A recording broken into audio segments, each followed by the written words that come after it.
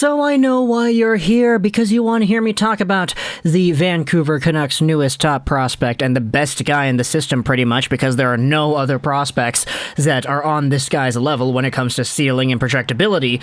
But I wanted to take the first few minutes of this video to just go over the World Juniors, because yes, we do have ourselves the Makeup World Juniors tournament taking place over the next few days, and we had this guy, the player in which we were talking about in this video, actually score a goal in the preliminary warm-up game for Team Sweden against Team Canada. Unfortunately, that game was not actually broadcasted on TV. We had Hockey Canada posting the updates. Oh, Kent Johnson scored a goal. Here's the gif of us celebrating. But there wasn't any video footage of any of the goals, even the highlight of this player scoring himself. There was just a video of somebody in the stands filming the Jumbotron, so there really wasn't too much coverage either way.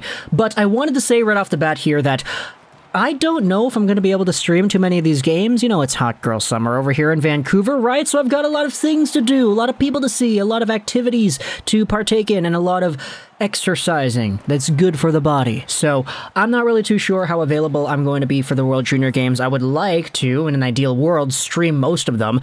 It's just, we're not in quarantine anymore, you know? We don't have to stay inside, isolated from the rest of the world, and we don't have all the time in the world to watch hockey games in our bedrooms and not do anything else because, it's 2022. Hot girl summer, as I said. So I'm going to try to maybe work in a game or two here and there. I would like to do the final games, the gold medal, bronze medal, silver medal games, should they actually be available to me in a proper time frame. But I can't make any promises. I would love to, in theory, just stream for everything, but I'm a busy guy. So, no promises. Either way, we're talking about a guy who is at the World Juniors right now. He's playing for Team Sweden, and he is hopefully going to be the team's most effective goal scorer. His name is Jonathan Lekkerimaki, and he was a Vancouver Canucks draft pick, drafted 15th overall by the team in the 2022 NHL Draft. Now, you've heard the story about this guy because we've made a few videos already. There was a Why I Want video, there was a draft reaction video, there was the entire idea about him potentially going 8th overall to the Red Wings because apparently Yzerman and the Wings wanted him a lot, but they went with Kasper instead. But Lekkerimaki is an 18-year-old, 5'11", 172-pound right-handed right-wing player. Belated happy birthday, by the way. He turned 18 2 weeks ago, so he was actually 17 when the NHL Draft came and went. But as you can see from the numbers, Lekkerimaki had 20 goals in 26 games played for the Djurgården's J20 team, and 7 goals in 26 games played for the regular Djurgården's SHL team. He also was over 2 points a game at the under-18s, helping Team Sweden win a gold medal. He'll be trying to replicate his performance in the World Juniors as he suits up for the under-20 team over the next few days. But for Jonathan Lekkerimaki, there is a lot to look forward to, because this guy, if he pans out to his ceiling, he could realistically be a 35-40 goal scorer at the National Hockey League level because his goal-scoring talent is so good.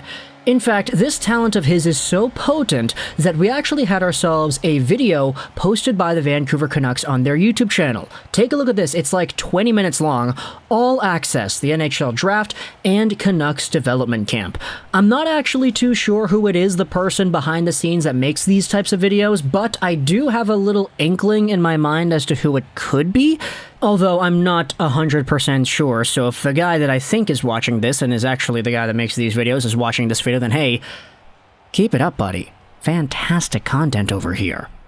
The Vancouver Canucks, though, did post this video, and it's a very good in-depth look as to the personalities on the team behind the draft. Of course, we're talking about Patrik Allvin, we're talking about Castonguay, we're talking about Cami Granato, we're talking about all the scouts, we're talking about the guys that work with the prospects. It covers the first few picks the Canucks had in this draft. Obviously, Lekkerimaki at 15, you have Elias Pettersson taken in the 3rd round, and you also had yourselves footage of the team and the development camp, so the prospects suiting up at UBC, doing the grouse grind, stuff like that. Pretty good stuff over there. But there was one moment in this video that I thought was super important to acknowledge, because when it comes to the way this team, the Vancouver Canucks, do their drafting and scouting process, I really do like the way that it was presented in this video over here, because when the Vancouver Canucks made their pick for Lekkerimaki at number 15, you could actually notice a few things. Firstly, it was Patrik Allvin, the GM, going out there around the table and asking everybody, hey, our guy is Lekkerimaki, right? He's going to be the player? He is going to be our guy?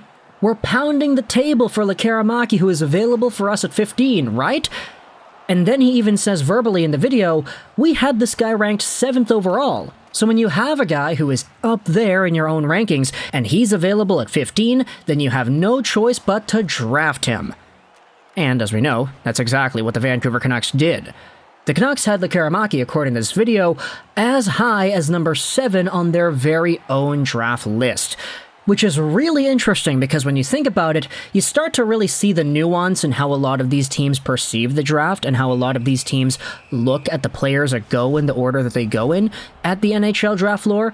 Because I'll tell you right here, when you have guys like Kevin Korchinski, for example, going 7th overall, you have guys like Denton Mateychuk going 12th overall, no disrespect to those players, but I personally would have taken Lekkerimaki over both of them. In fact, there's been speculation asking, hey, if the Vancouver Canucks had Lekkerimaki at 7, who did they have above him? I think you could realistically go out there and say that the top 3 forwards, Slafkovsky, Cooley, and Wright, were all above Lekkerimaki on the Vancouver Canucks list. You could probably guess that Simon Nemec and Jiricek were there too, because they're the 2 defensemen, 2 right-handed guys with top 2 ceilings, which is already 5 players. Meaning that the Vancouver Canucks, after the Big 5, only had one other name above Lekkerimaki on their ranking. Now, who in the world could that have been? You want to talk about Marco Kasper, whom the Canucks were apparently also high on? You want to talk about, I don't know, maybe Cutter Gauthier, who went a little bit higher than I thought he should have, as well? What about the hard-working Frank Nazar from the NTDP, or the slick and skilled Matthew Savoie out of the WHL? Any of these guys could realistically have been 6th overall on the Vancouver Canucks personal list, but it's just great to me that you realize that the guy that they had at 7 dropped to them at 15th overall. There are a lot of players in this year's crop of guys that I feel like went over Lekkerimaki that have lower ceilings than Lekkerimaki does. I get that you could say that there are some concerns about Lekkerimaki and his off-puck play, his playmaking. There are some concerns as to his mobility, and that he only really is a one-trick pony, that if he's not scoring goals, he's not doing anything else. But at the end of the day, when you have somebody that can put the puck in the back of the net like Lekkerimaki can, you bet on that. And the Vancouver Canucks are betting on this right-handed sniper to be able to play on a power play that will also hopefully boast Brock Besser and Elias Pettersson and Quinn Hughes and Bo Horvat. Sorry, JT. I don't really know if you're going to stick around long-term. But either way, Lekkerimaki being the Vancouver Canucks' 7th overall selection on their draft list is amazing when you acknowledge that they actually took him at 15. And don't get me wrong, this is a 20-minute video that the Canucks posted on their YouTube channel. There are a lot of other tidbits of information that are there that I think are super valuable to be able to absorb.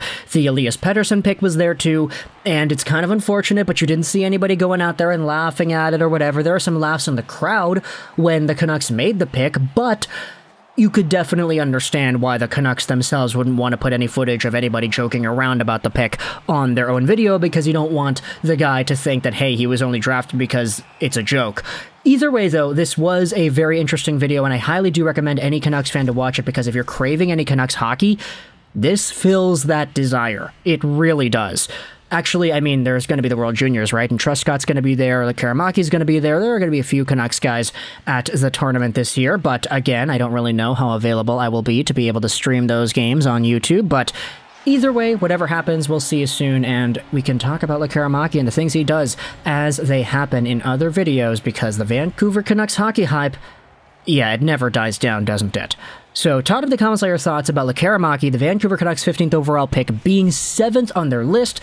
It's almost like you were able to trade up, but you didn't need to, so you just stuck around there for free and waited for a 7th overall caliber guy to drop right into your lap. What are your thoughts on that and the entire draft process as a whole? Who do you think the Canucks had over Lekkerimaki in picks 1 to 6 on their own list? I'm going with the big 5, so Wright, Slafkovsky, Cooley, and then you have the 2 defenders in Jiricek and Nemec, but who is the 6th guy? Let me know your thoughts in the comment section below. I hope you enjoyed this video. Juraj for 9, and bye.